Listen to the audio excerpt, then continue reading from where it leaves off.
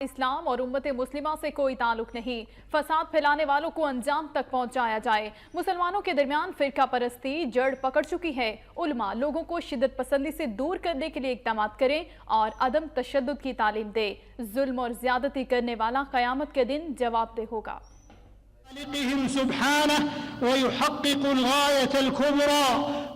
खुतबा हज देते हुए इमाम काबा शेख अब्दुल रहमान अस-सदैस ने कहा कि ए ईमान वालो, सीधी और सच्ची बात करो। उम्मत मुस्लिमा में कोई भी किसी के साथ जुल्म और ज़्यादती न करे।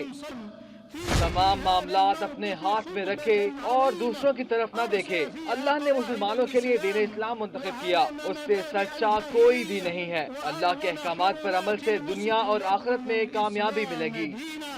खुतबा हज में कहा गया कि मुसलमानों को चाहिए कि वो अल्लाह की जमीन पर हिफाज़त दीन के लिए काम करें। अल्लाह ने तुम्हें जिन नेमतों से नवाजा है उसका जवाब क़यामत के दिन तलब किया जाएगा।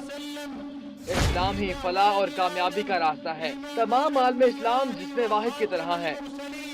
मुसलमान अपनी सफ़ों में इत्तेहाद बरकरार रखें।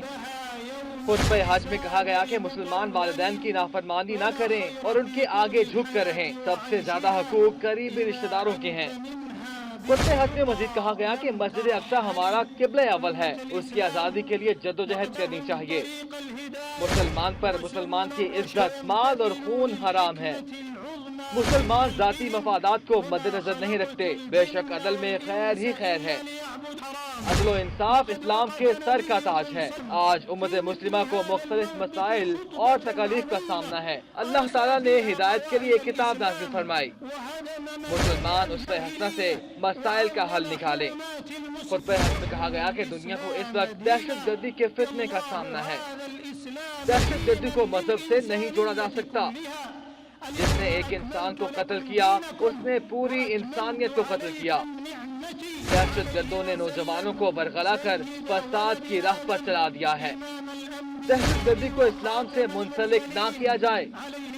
हुक्मरानों और मुसलमानों पर कुफ्र का बोहतान लगाने वाला फितना परवर टोला है।